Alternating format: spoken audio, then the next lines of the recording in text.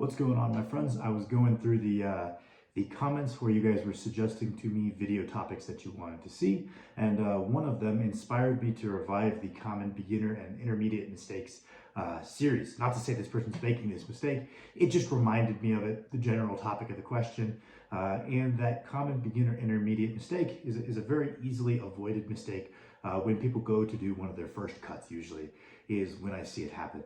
Someone will have been on the internet, have been consuming information about lifting. They're starting to get a good feel for kind of how things work.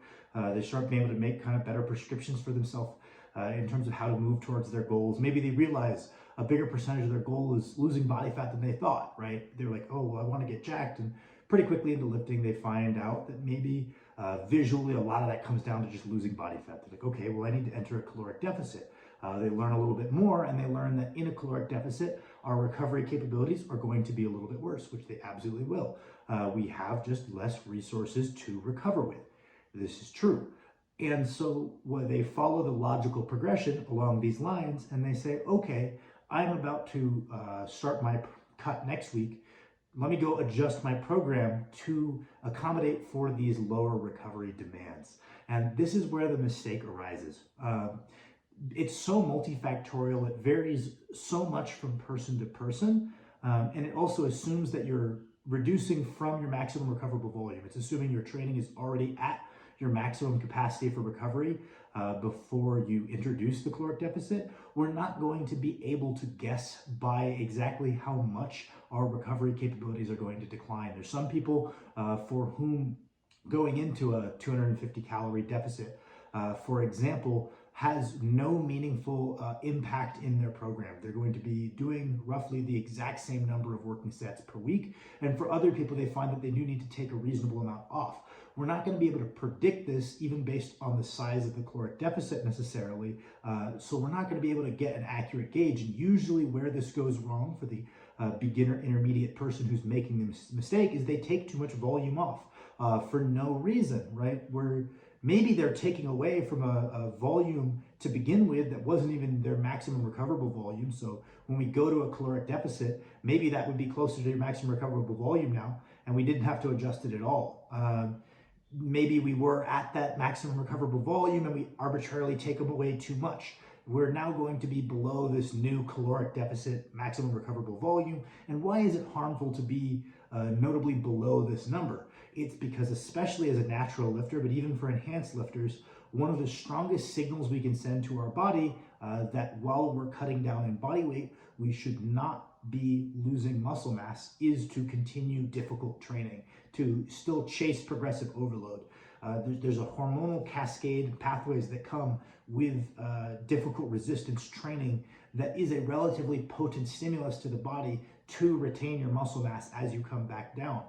So if we are not kind of hitting that threshold of hard training and we're not sending that signal, yes, we're absolutely going to lose fat, but potentially we could be losing a little bit more muscle on the way down than had we been training hard on the way down, right?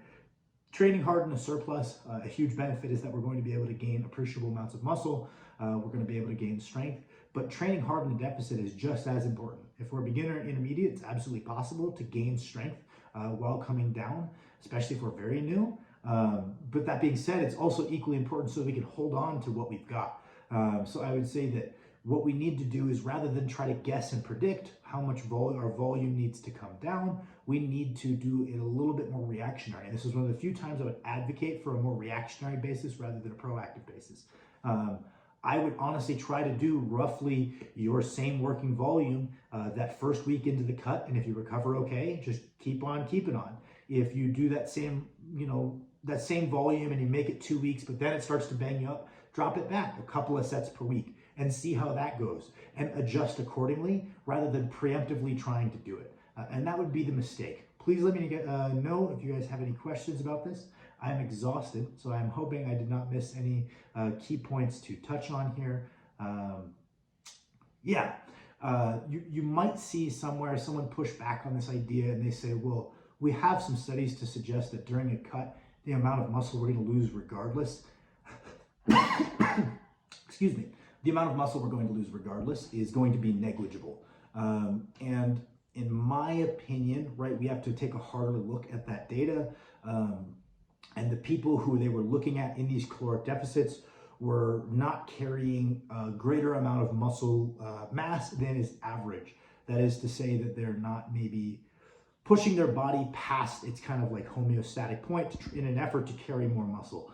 I find if we have a rough number that our body generally fluctuates around for how much muscle we carry, if we build up a level of muscle greater than that, there is a little bit more of a tendency for our body to want to return to that homeostatic, more efficient, lower number. So we have to be a little bit more deliberate when we're cutting about trying to preserve that muscle. If you're someone who's 150 pounds cutting to 145, there's not a whole lot of muscle there. I think that as long as you maintain your physical activity, you're probably not going to have to worry about losing a significant amount of lean tissue.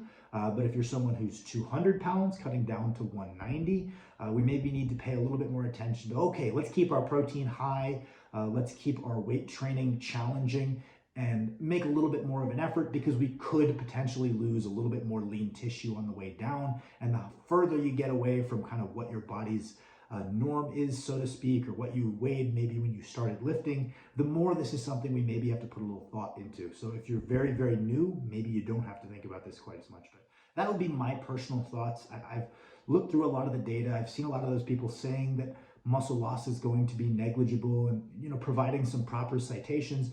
I have just seen enough times someone losing muscle to where I have a very hard time concluding that it's not going to happen ever and that it's impossible. But that would be my general thoughts. Let me know if you have any questions. Thank you guys as always for watching. Like, subscribe if you want to. It helps me out in the algorithm. And you can also comment.